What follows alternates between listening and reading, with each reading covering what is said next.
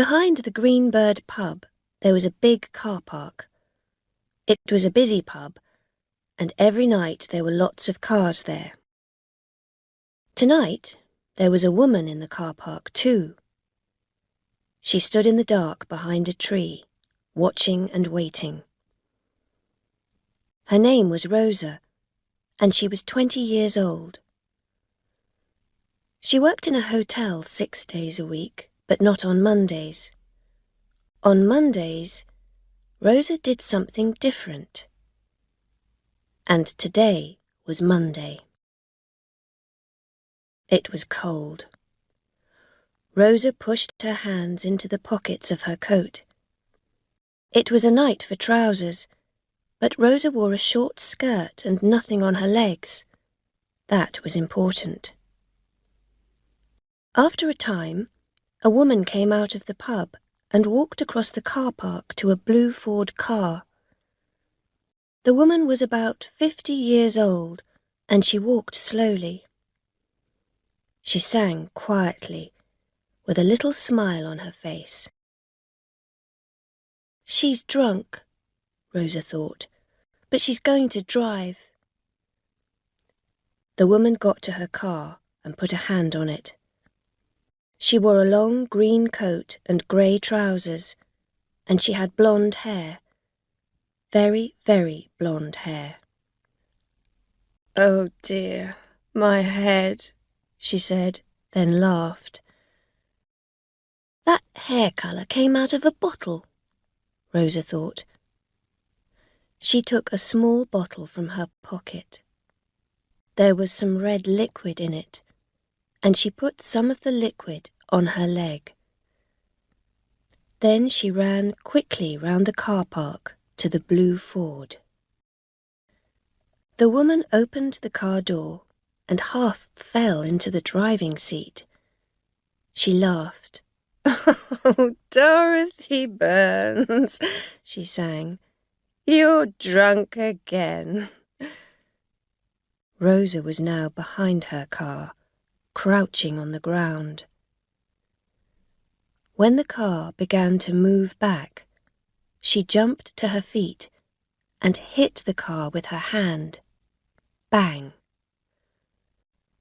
The car stopped suddenly, and Rosa fell down on the ground behind the car.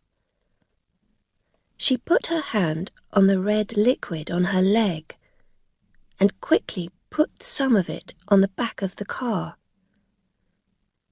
Dorothy Burns got out of her car and walked round to the back. When she saw Rosa on the ground, her face went white. "Oh!" she cried. What happened?" "My leg," Rosa said. "Oh, my leg." She began to cry. But what happened?" said Dorothy Burns. Then she saw the red liquid on Rosa's leg. "Oh, there's blood on your leg." "Yes, because your car hit me, that's why," Rosa said. She stopped crying and began to look angry. I didn't see you behind me," Dorothy Burns said. "You didn't see me because you didn't look," Rosa said angrily. She stared at the woman. "You're drunk." Dorothy Burns was suddenly very afraid. I... "Yes, you smell of whiskey. I can smell it from here," Rosa said. "I'm going to call the police. Now." "Oh, no, please," Dorothy Burns said. "I'm very, very sorry, but not the police. Please. Listen, I can help you. I can drive you home, and..." "I'm not getting in that car with you," Rosa said. "You're drunk." "No," Dorothy Burns said. "Just one small whiskey, that's all." "Oh, yes. Tell that to the police." Rosa stood up, holding her leg. "What's the number of your car?" "No, please," Dorothy Burns said. "Not the police. Listen, I want to help you. Take a taxi to the hospital. I can give you the money for it. Go to the accident." "How much money?" said Rosa. £20, Dorothy Burns said. "50, Rosa said. "Well, how about 30, said Dorothy Burns. 50. "But I haven't got a lot of money with me." 50. I'm calling the police now." Rosa took a mobile phone out of her coat pocket. "OK, said Dorothy Burns. She got her handbag from the car, took out £50 and gave the money to Rosa. "Here you are," she said. Rosa took the money and walked away. She went down the street to her car, a small white Fiat, 10 years old. She sat in the car and waited for the woman to drive away. Then Rosa drove home. On the next 3 Monday evenings, Rosa went to 3 different pubs. She waited for a drunk or nearly drunk driver to come out. Sometimes she waited 2 hours or more.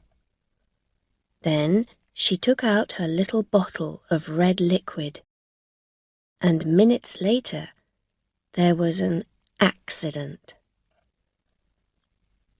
The drivers never wanted Rosa to call the police. They were always ready to give her money. Sometimes it was £50, sometimes 100.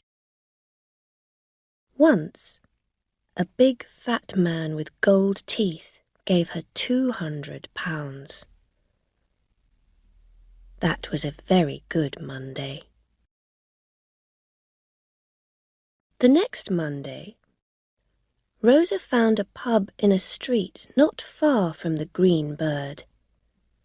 It was a very cold night, so she waited in her car. After an hour, a man came out of the pub with a bottle of wine in one hand.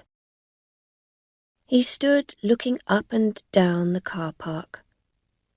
Rosa watched him.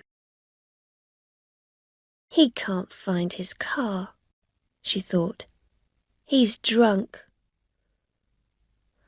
After a minute or two, the man began to walk across the car park to a big red Honda. Twice his foot slipped and he nearly fell.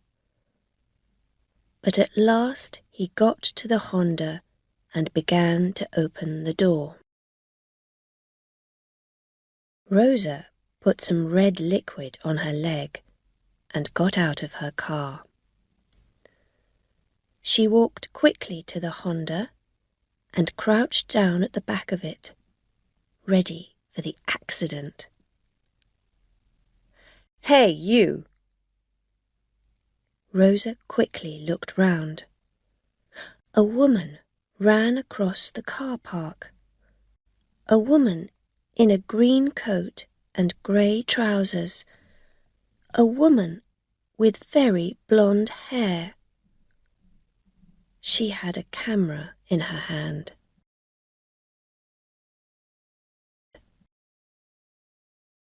Rosa stood up and began to walk away. But Dorothy Burns was quicker than she was. "Oh, no, you don't," Dorothy shouted. She grabbed Rosa's arm. "You were at the Green Bird 4 weeks ago." "What? Who are you? What are you talking about?" said Rosa. "I'm just going home. Let go of my arm." The man with a wine bottle in his hand came round to the back of his Honda. "Hey, what are we doing? What's happening?" he said. His face was very red and his eyes were half closed. "This woman took £50 from me 4 weeks ago," Dorothy Burns told him. "She's a fake. She gets down behind your car and then says your car hit her. But it doesn't. She does it to get money out of you. She says, 'Oh, you're drunk and I'm going to call the police.' And because you are drunk and you're afraid, you give her money to stop her. I did." The man looked at Rosa. "What?" he said. Rosa pulled her arm away. But before she could run, Dorothy Burns grabbed her other arm. "Look at her leg," she said to the man. "That's blood on it. But why?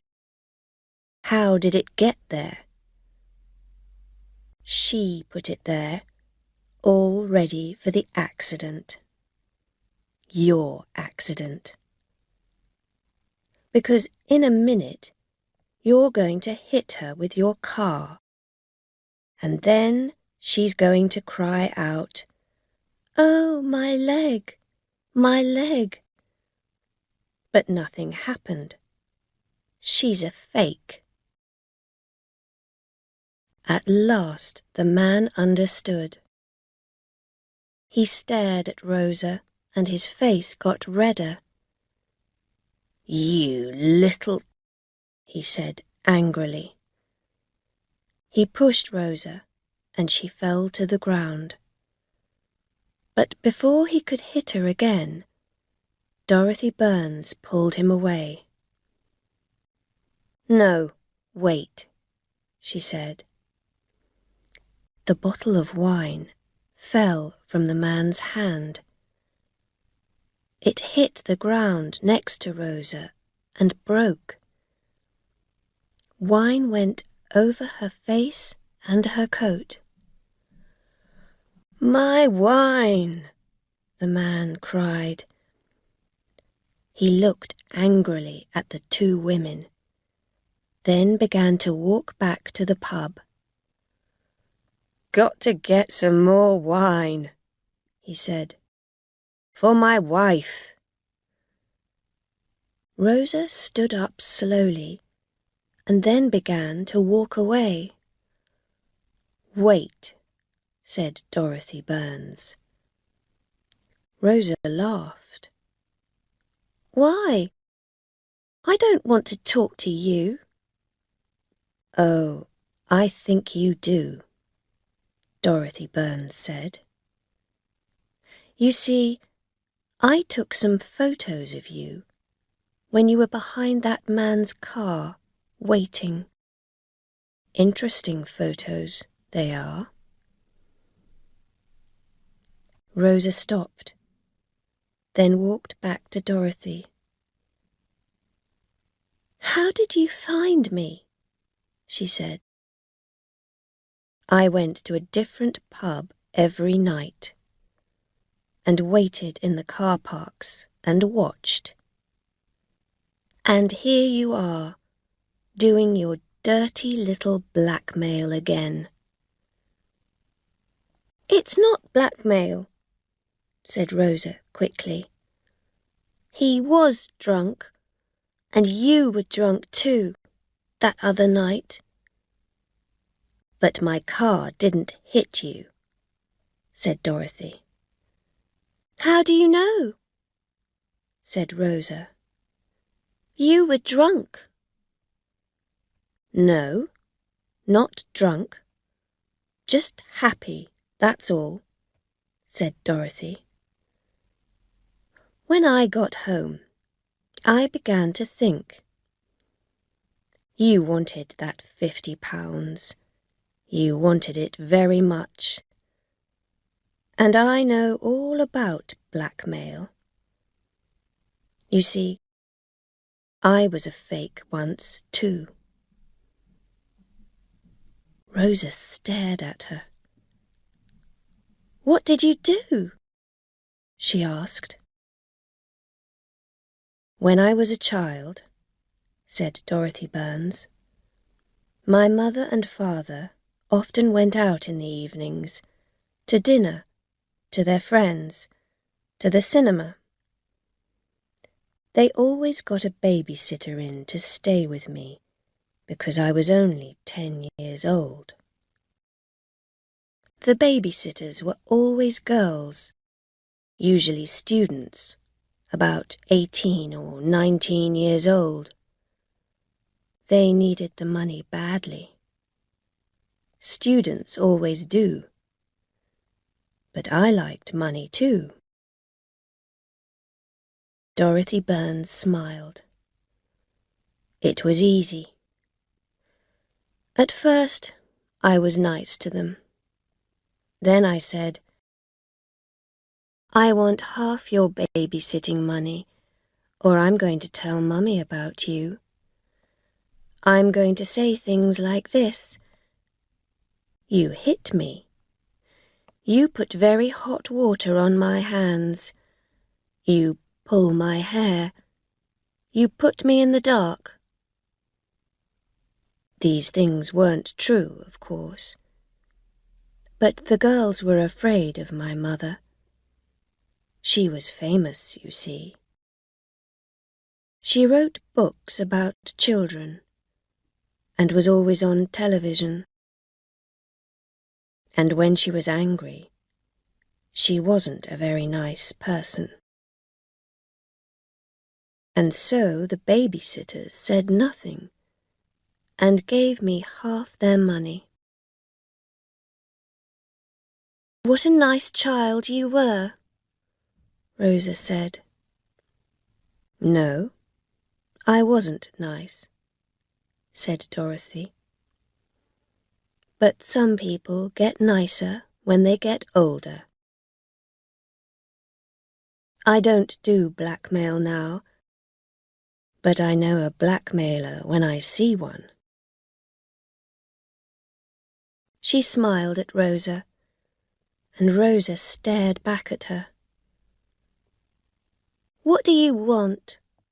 She said. Dorothy Burns put out her hand. I want my £50 back, of course. 3 minutes later, Rosa drove her little Fiat out of the pub car park. She was very angry. Because she was angry, she drove very fast. 2 kilometres from the pub, Rosa's car went off the road and hit a wall. She didn't die, but she broke one arm, one leg, and hit her head badly on the car. She couldn't move. She couldn't get out of the car. She couldn't get her mobile phone. 2 policemen found her in her car an hour later and called an ambulance. Rosa's face was white and she couldn't speak. The policemen were not friendly. I can smell wine on her, the first policeman said. Another drunk driver, the second policeman said. Why do people drink and drive?